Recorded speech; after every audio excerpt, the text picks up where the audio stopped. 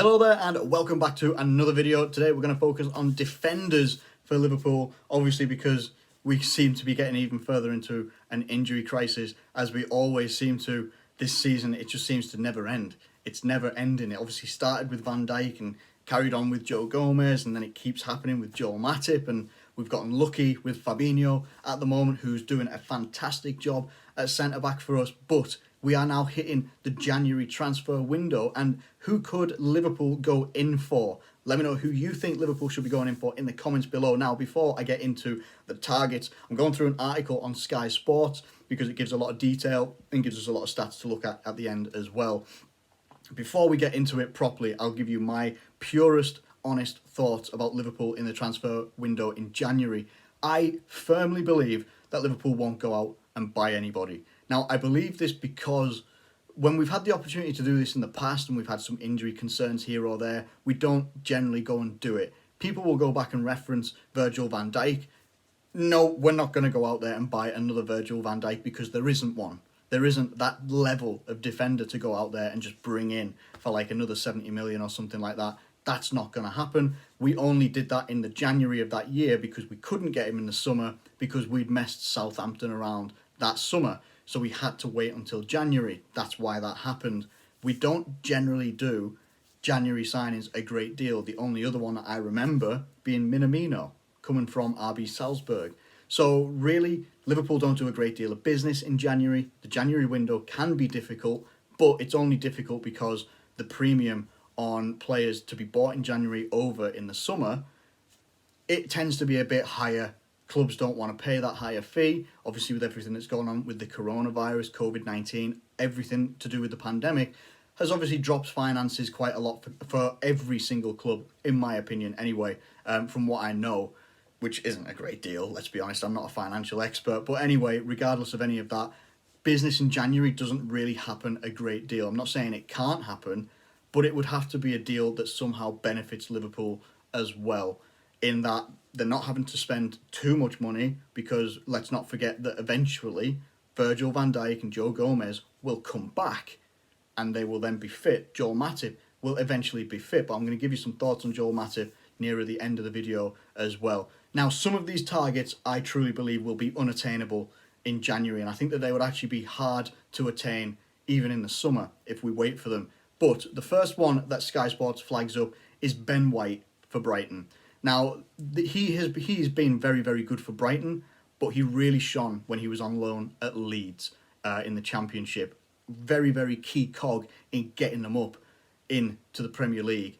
And I think Leeds fans, from what I've read, from what I've seen, in terms of interactions, prior to this season, they were desperate for Ben White back at Leeds as well because he was so good for them. He really was, and he put in some exceptional performances and was very consistent. He's not just a consistent defender, but he's a very versatile player as well, having been able to play as a central defensive midfielder in that sort of role, or he can go back into his centre-back, his natural role, or as I think his natural role is. Historically, I don't know the history of Ben White, but he's a very versatile player. Straight away, that ticks a box for Jurgen Klopp. Loves versatile players, loves people that can play more than one position. If he can, he'd love people that can play more than two positions. And I'm going to use Fabinho as an example. He hasn't done it at Liverpool, but he can play at right back. That's where he started. He played with Real Madrid.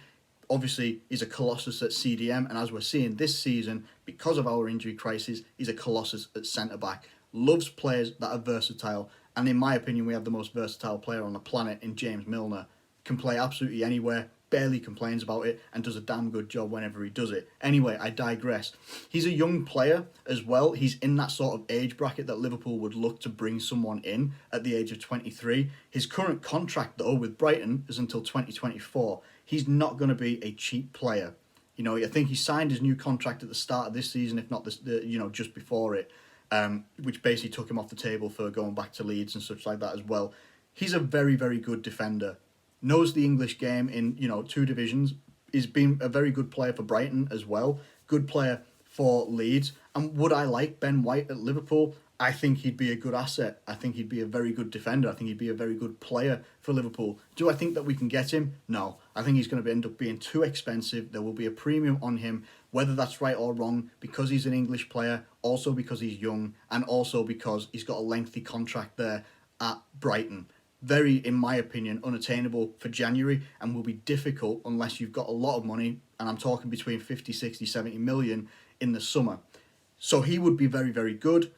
I think he would also be looking for first team football as well if he is to move on to a bigger club than Brighton, which is no disrespect to Brighton because they are a decent team, but that's just my opinion. Let me know what you think of Ben White in the comments below. The next one that Sky looks at is Upamecano from RB Leipzig. Another one that I feel, while he would suit our style, possibly a lot better than any of the other options in this list.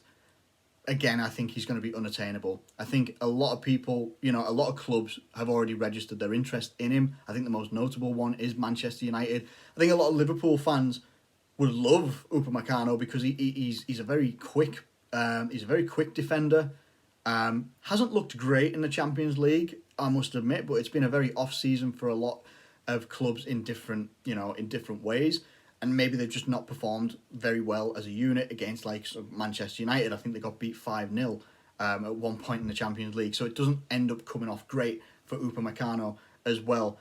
Now, apparently, let's just read on from here. The France international was rewarded for his displays with a contract extension last July, although the new deal contains a reported 40 million buyout clause, which only comes into effect next summer.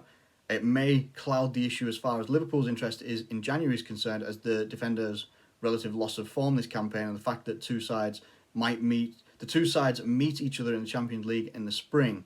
So, obviously, RB Leipzig will have a very good interest in not wanting to strengthen us, but also Liverpool will look at it as more of a from a financial perspective. If you can get a player with a buyout clause of 40 million, and that's 40 million pounds, not euros or anything like that, 40 million pounds in the summer, then he will be more expensive in January. Liverpool won't do that. I'd be very, very surprised if they do that.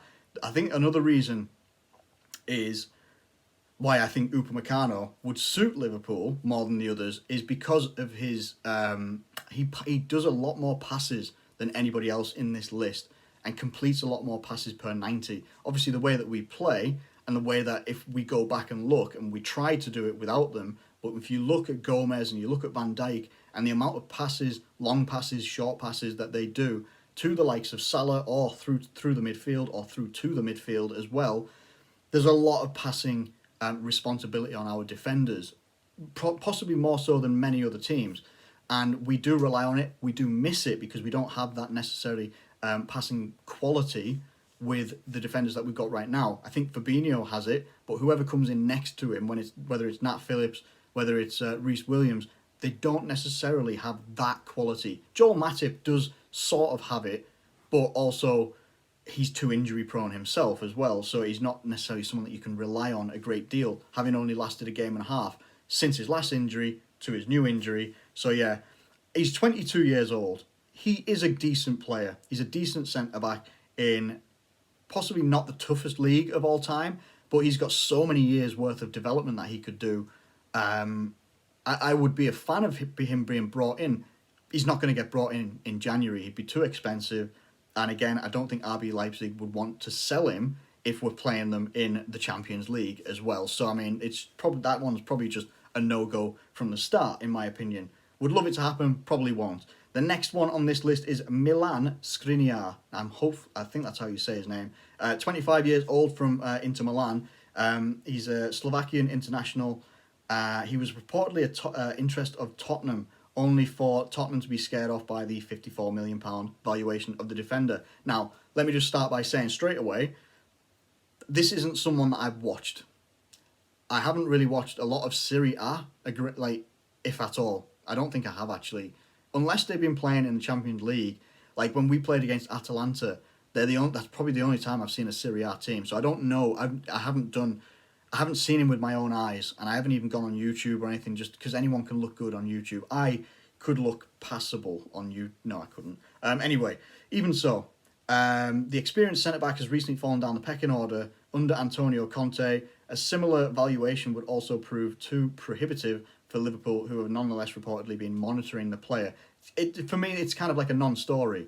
If he's fallen down the pecking order at Inter Milan, who I don't know who their defenders are, to be fair, so I'm not even going to try and pretend I know who they are, but if he's fallen down the pecking order and they would still value him at the same sort of amount, it doesn't kind of add up in my opinion. If it's someone that's been playing week in, week out and having class performances, then yeah, you can understand why they would say, we want £54 million, that's his value, that's what we want, fair play. But if he's fallen down the pecking order, there has to be, A, has he just fell out with Antonio Conte? B, has he just been playing badly? Has his form dropped off a great deal? Does he have the drive and all this sort of business? Why is he not playing in the team? Again, another player, I think that, for someone that's 25 years old, you'd be expecting to have more of a finished article and someone that I haven't recognised as a very quick player, a quick centre-back. And if we're not going to go with like a quicker type of centre-back or someone that knows the Premier League well, then we may as well be sticking with Reece Williams and Nat Phillips, because you're going to have the same risk and reward. Like, they'll have good games, they might have some poor games, they might have some bad moments in games as well. Just to bring someone in because they have maybe a fancy name or something like that, it's not, I'm not doubting Skriniar's quality.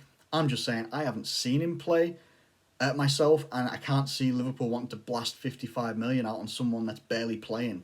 So I don't think that's going to be something that happens anyway for Liverpool. The one that has been the most talked about, in my opinion, or from what I've seen, there's two. There's Per Schurz, and I'm not sure if I've said that right either, who's 21 years old from Ajax. His contract situation, it runs until 2022. He had a trial with Liverpool 2 years ago. Didn't know that, actually. And obviously a lot of Liverpool fans have seen him play, me myself, when we played against them in the Champions League as well. Someone that is, he had a lot on his shoulders, a lot of expected of him when he was replacing someone like De Ligt in Ajax's defence. So he had some quotes. It's my first season as a basic player at Ajax. I want to play here for a few more seasons and win prizes. I'm not really working on moving anywhere else yet. However, with the Eredivisie champions understood to want £27 million for the player, Liverpool sporting director Michael Edwards may feel that is a valuation he can work with in January.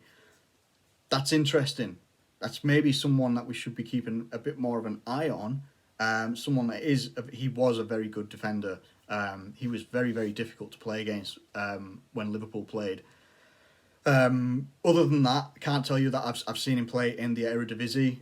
It's not something that I get channel-wise over here. I don't know where it is broadcast unless you illegally stream it, but I'm not doing that. So I don't know where else to watch him. A lot of people seem to rate him very highly. He's 21 years old. He said himself he wants to play at Ajax for a few more seasons, get some more experience under his belt, and I totally understand that. He's a young player, he's 21 years old. His contract only runs till 2022, as I said before, so his valuation will be a little bit lower. 27 million for someone that is 21 years old, interesting. Could happen, and if anything, it is the most likely to happen because of the valuation and because of the age of the player as well. There's then scope for a long-term career at Liverpool. There's long-term growth and long-term development for the player as well. That's what you get, and I think that would make him a much more attractive option for Liverpool. Whether it happens in January or not, I would say out of all of them so far, that would probably be the most likely one. Let me know what you think in the comments below about that one. And the only other one that we'll talk about here is Ozan Kabak, who's 20 years old and has a contract till 2024. He plays for Schalke. Now, Schalke as a team have fell off the face of the earth. They're still in the Bundesliga somehow, I'm pretty sure anyway. They're not doing very well whatsoever. Now, what was rumoured here about Kabak was a swap deal between Schalke and Liverpool and Origi going the other way.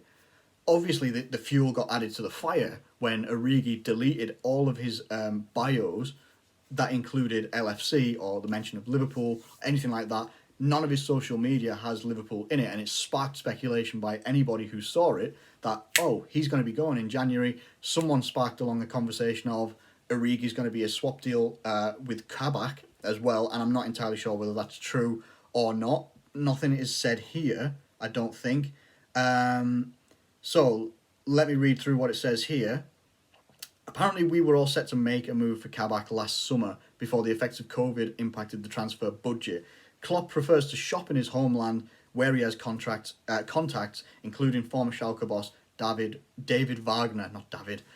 So I work with someone called David, who we no doubt would have spoken to about the Turkey international before he left the club in September. Schalke were originally understood to want 40 million for the central defender, which is understandable again, players' age and the contract involved as well. But the figure has since dropped to 30 million, of which Liverpool could pay 20 million in January with the rest of instalments. There are even reports the Reds could use backup striker Divock Origi in part exchange for the player who Klopp is believed to rate highly, although his relative lack of top-level experience may count against him. The two most likely that I think Liverpool would look to bring in would be Per Schurz, who is very highly spoken of on football Twitter, which I take with a pinch of salt, and Ozan Kabak. The other guys probably unattainable and will go to other clubs. I think Ben White will stay at Brighton. Upamecano will go to. Well, I think Man United are wanting to buy him at some point. Not sure when. And Skriniar will probably stay at Inter Milan unless like Juventus or someone want him. So Kabak and Schurz seem to be the guys that are on the top of the shopping list, and I would say why, in my opinion, why they would be. Age. Kabak being 20, Schurz being 21. Schurz has the better contract situation, but both of them, by what Sky are saying here, have good valuation in terms of buyout clauses or whatever, in terms of financial packages that Liverpool could put together for these guys.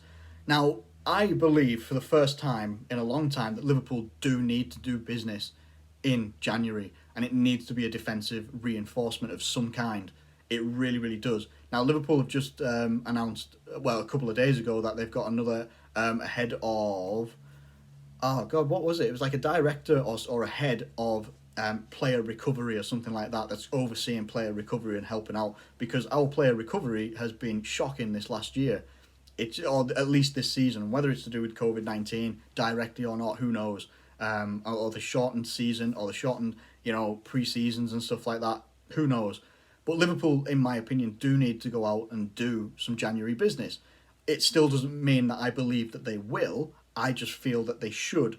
These two guys, Per Schurz and Ozan Kabak, seem like the most likely recruits that Liverpool bring in. In my opinion, me recording this on, it's the 1st of January, it's New Year's Day. Happy New Year. In my opinion, Liverpool need to do these deals quick.